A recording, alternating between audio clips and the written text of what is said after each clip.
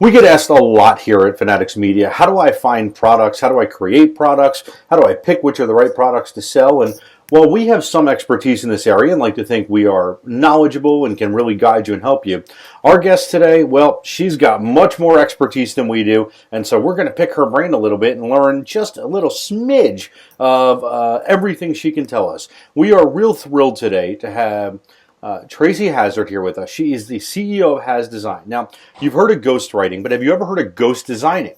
Well, that's exactly what Tracy and her company do. They've ghost designed, meaning they design it for somebody else's name, 250 plus consumer products. That number's inching up towards 300. She's the co-inventor, and she's got 37 patents. She's an Inc. innovation columnist, and her products haven't done that well realistically over the course of time. It's been a very slow market for her. They've only done about, $1 billion. So first, Tracy, I want to thank you so much for joining us. Thank you for having me. We really appreciate it.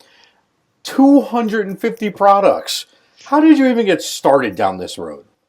So no one's going to believe this when I say this, but there's actually two of us in the business, two designers, full-time. Total.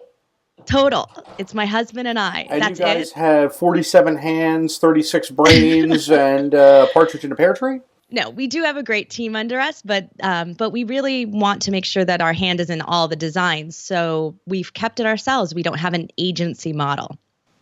Wow. And how did you guys start? How did the process work? So in order to get to being able to do that kind of prolific amount of design work, we have to have a really good system. So over the years, we've really refined it to a point at which it's the reason we're so successful. So we have 7 out of 10 products fail at retail. I mean, it doesn't matter whether you're a big brand, small brand, it's just starting out. It's just the odds. We have 8 out of 10 successes. Wow. So the reversal of that, it's actually almost 9. It's 86%. So. Well, look, you guys are slacking. If you could jump that up 4%, then we'd really be impressed. I know. So what is and again, obviously, not anybody's going to be able to do what you guys do, but what's the secret sauce? The secret sauce is giving up quick. Oh, that's interesting. So, everyone else out there tells you, oh, don't give up on your idea. Well, but if you don't give up on your idea early enough in the process, you spend too much money and you spend too much time. But if you give up on those ideas, and I don't really mean give up on them forever. I call it like my discard pile. When you're playing cards and you just discard something that's not right for your hand at this moment.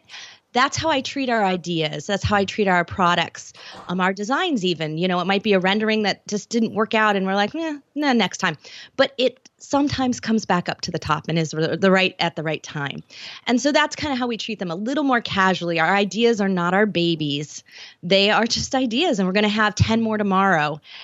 Guaranteed. And that's how we do it. So we sort of treat them like that. And through our system of being able to sort of check them along the way, we give up on them really quickly so that we have time to get to the good ones. Now, you didn't start with 200 products, obviously. Nobody does that. You started with, I'm guessing, 1 or 2 or 3 early on. What took you from less than a handful to a dozen to multiple dozens to, we got this covered? Well, first off, I tried to do it myself.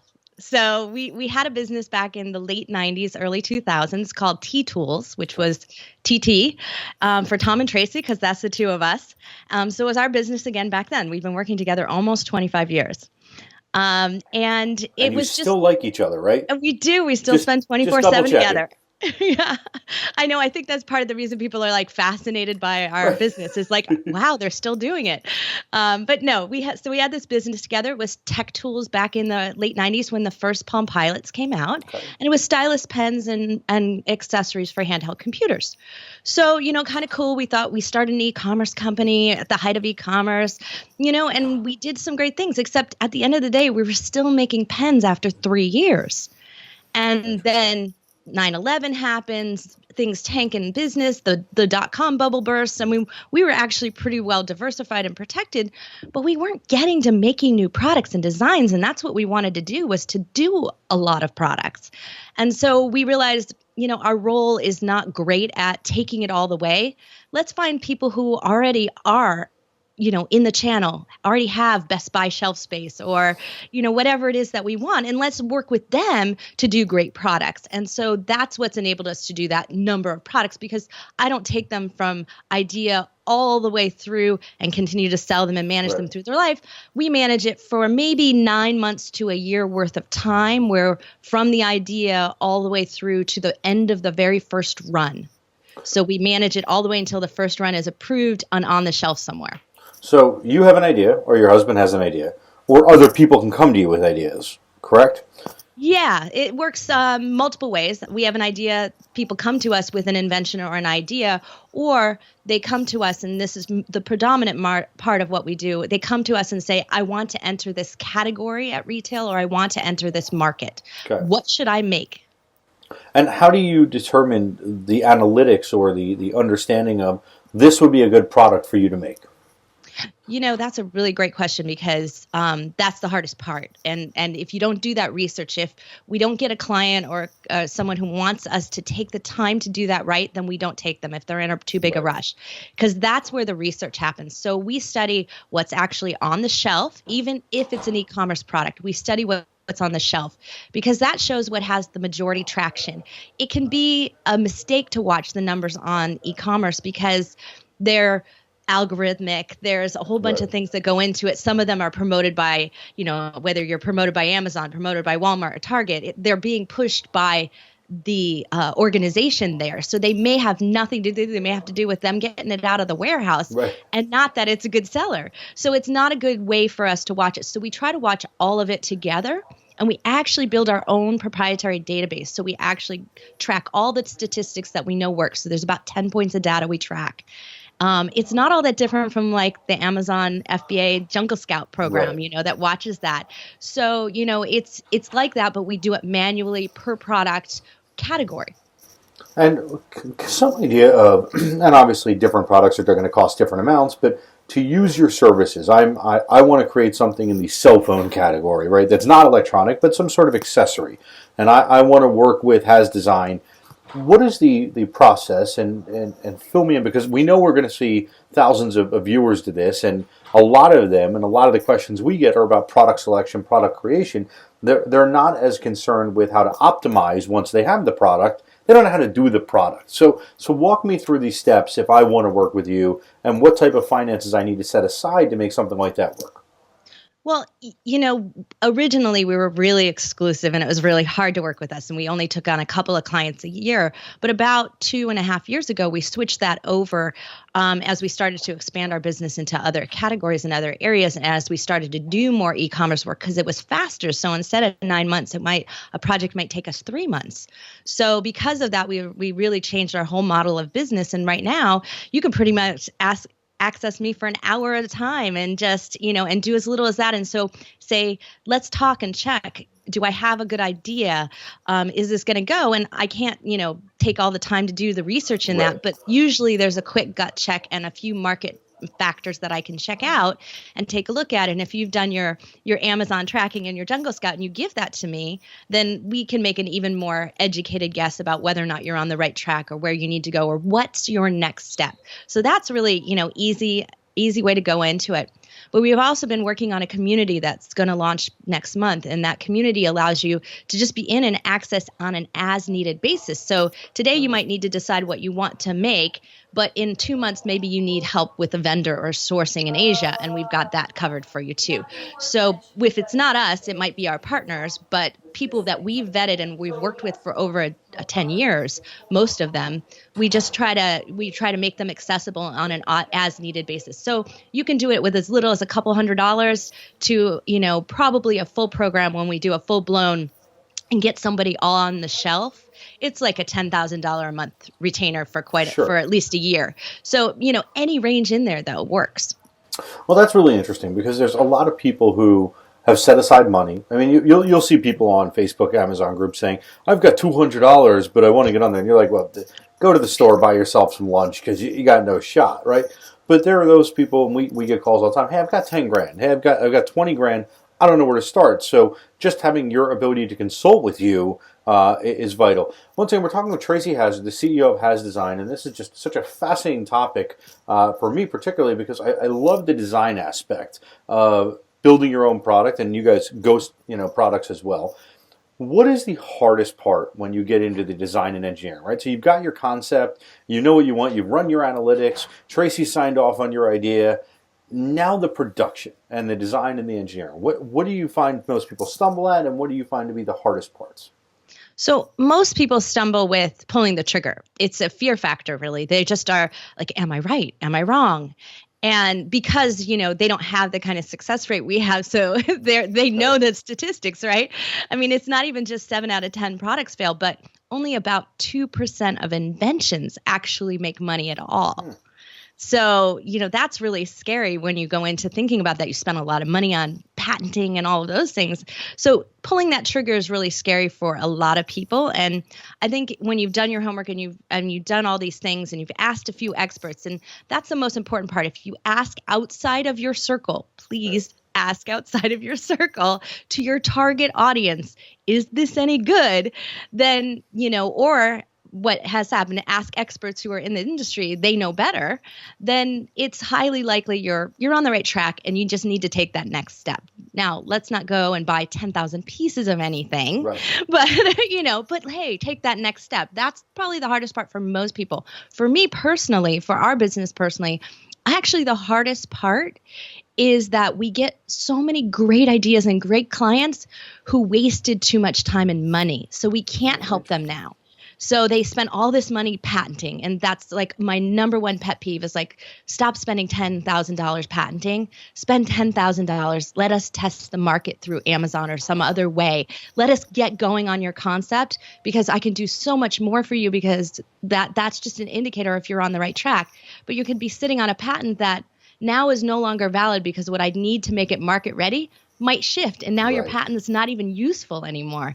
So those kinds of things, that's my frustration. Like, I wish I could catch people sooner. Right. Well, and from what I understand, and again, I'm not a patent attorney, but if you have first to market proof, you at least are a leader in the clubhouse to get the patent. Well, we recommend, of course, provisional patenting, but at the right stage, after you've kind of prototyped it, refined it a little bit, then provisional patent. So it's actually, we have a 7-step process. It's like our 4th step. So we don't patent too soon. That's another thing. But we do recommend it because a provisional patent is extremely important. And even in mass retail, people put patent pending on it just to say patent pending, because the product will probably be in and out of the market before the patent would issue. But, you do it anyway because it is important. Well, look, I don't want to name names, but I know some people who have messed up the patent process a couple times. But now, thanks to YouTube and all of those things, we're much more educated. You mentioned the big retailers. What is the I guess most interesting I'm going to ask, because I don't want to say hardest, because there's going to be a lot of really fascinating aspects of this. What's the most interesting part of taking your product and getting it into one of the big box retailers, the Costco's, the Best Buys, the whoever it may be, Cost Plus, if that's who you're targeting? No one's ever asked me what the most interesting thing is, but I have to say that's a great question. The most interesting thing is buyer dynamics. Like, it's just the whole way the buyer system works. So a buyer is like the person you go and meet with to show them your product, right? Sure. They're buying it in a category, but what drives them is so different from company to company. And they sometimes say crazy things like, if it's not succeeding on Amazon, then I don't want you to even show it to me. Like, you're like, you're Costco, you're a leader, right?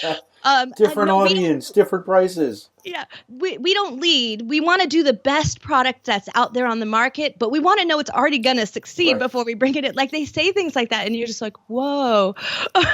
But what drives them has been, to me, the most interesting and most aha thing. And so as we go and do it, we always have that in the back of our mind. Is this product that we might be introducing into e-commerce is step one, but does it have legs that could go all the way onto a shelf somewhere? And if so, where? We already kind of know that from the beginning when we set out with something. We say, if we market this right, if we hit the target audience, it's a perfect Bed Bath & Beyond product. If we don't, maybe it's a Walmart, and we look at that and we start thinking about it from day one, because that's what we want to build in, is some success story we can tell that buyer to get over their problems and their issues. And they all have them because they have pressure from their bosses and their organization as to what they're being measured on. Well, and has Design reached the stage where you have such established relationships with some of the big box retailers that you can call and say, "Hey Joe, hey Jen, I got a new product. You're really going to want to at least take a look at this." Versus each time, and again, you got different buyers for different stores. They're looking for different things in different seasons. But can you make the one phone call, a la Shark Tank style, and at least set up that meeting? So I'm kind of laughing here because a couple of years ago we did this funny animation video that was done by my friends of my daughters at Orange County High School of the Arts, OSHA, and it's a take on I'm only a bill. The Schoolhouse Rock. I'm only a bill. Right. This is I'm only a design. Right. And and the idea is that it's like bureaucracy to the nth degree. But the funny part in there is that there's this whole thing of what happens is that we think we have a buyer relationship, and then the buyer gets moved.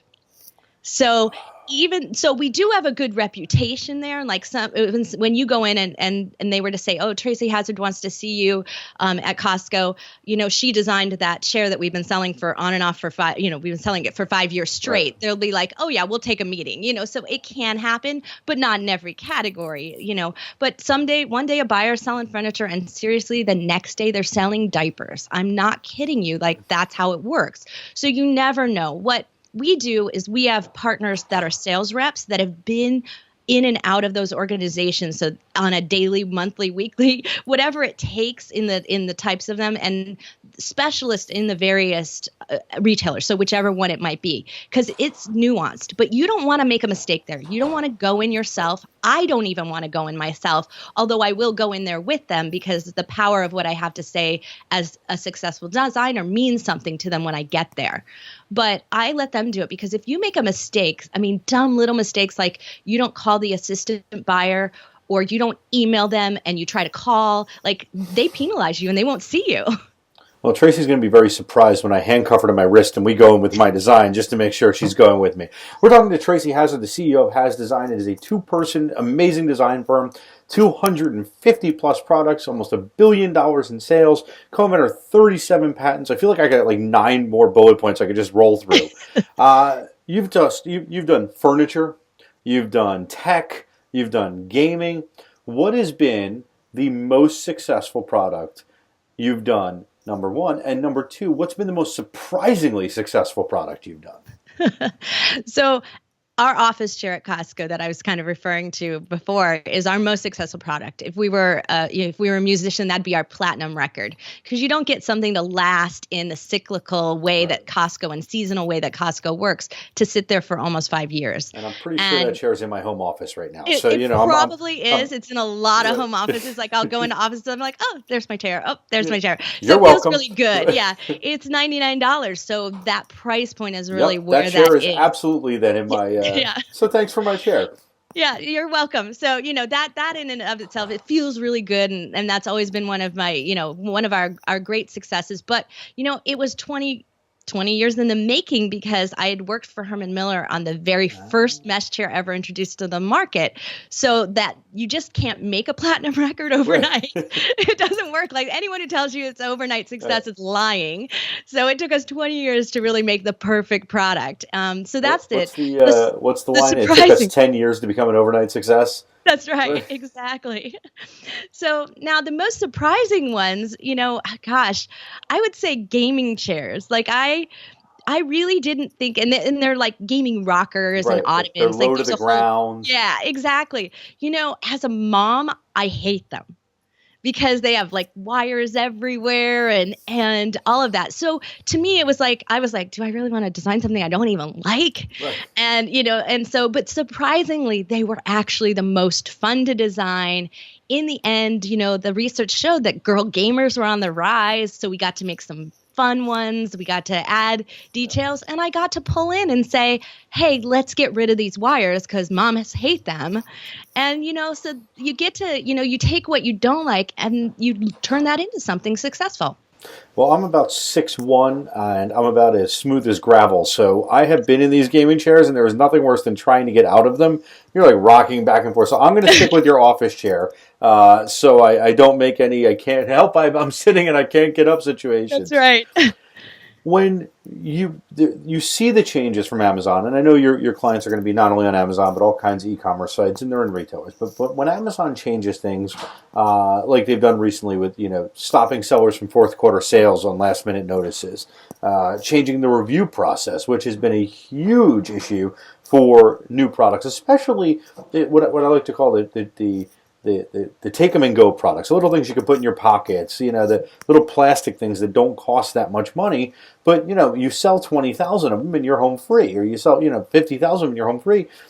And now people are having problems getting those reviews and getting the search engine results. How has those changes, or how have those changes impacted what you guys do, and impacted the way that potential clients of yours and people who want to get into the business approach you? It's really interesting because it's actually expanded my ability to help them. Because over the years, we built this incredible network of blog sites and podcasts and other things at which we use for research and information. And we also push test things through. So we do test markets and other things to see how things are working by using these sites. So we've always done that. Now what's happening is we're going to be able to push back through to get people to come and find your products, buy it on Amazon. And you don't have to be using like these review sites where you're giving it away for 90%, right? Because these blog sites are really high niche. So if you're selling a gardening product, all these people care about are gardening, or they wouldn't be following this podcast or this particular website. That they've opted into something that they're passionate about, where those review sites have such a large general audience who are just looking for discounts. So at the end of the day, you're going to end up with more people willing to review anyway because they're passionate about what it is. And if your product works for them, then that's great. And is that something that Hazzard Design offers on the side? I mean, that ability to, in essence, market to a targeted, specific vertical? It was kind of our secret. So it was our secret that we did it to boost our clients in the beginning. So we looked really good. Right. And so, but as we've gone along, it's just become so highly needed and because our clients have expanded in the e-commerce area.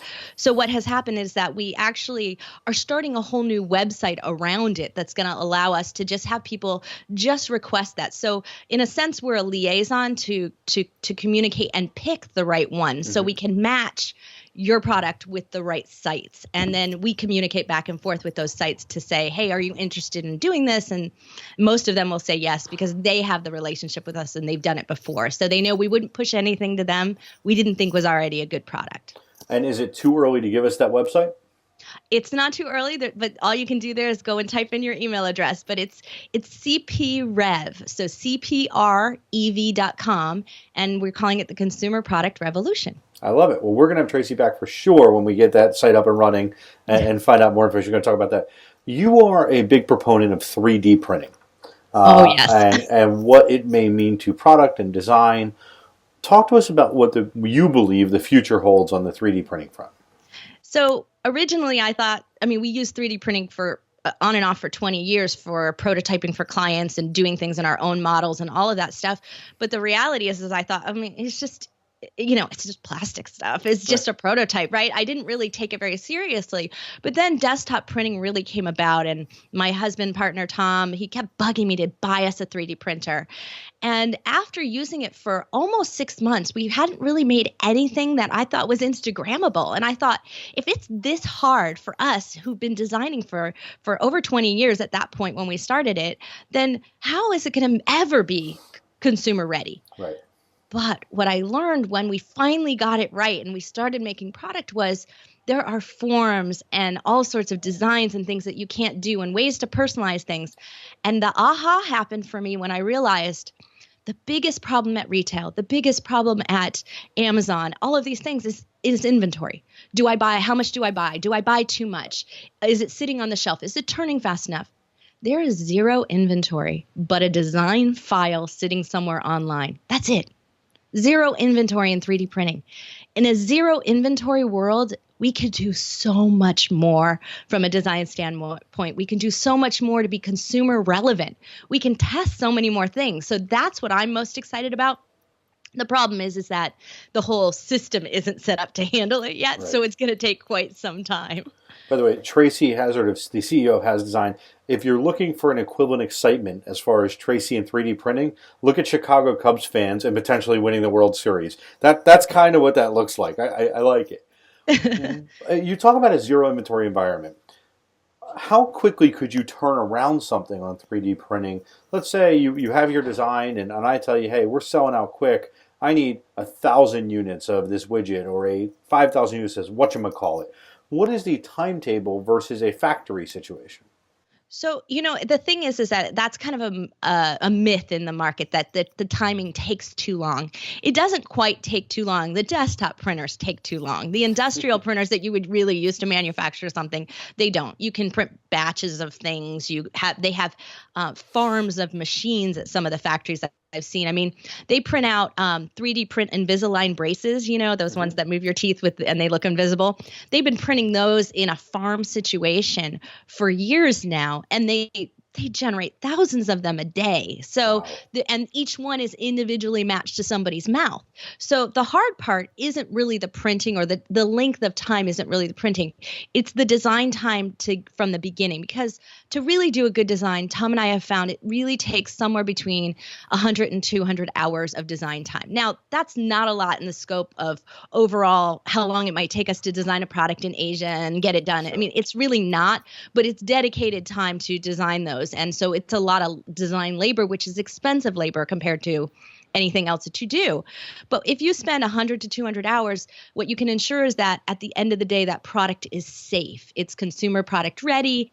It's a safe product. It's easy to manufacture in those farms and facilities of 3D printers. So it really depends on the materials you go to, the time that it takes, but the design time is probably the longer time you'll spend.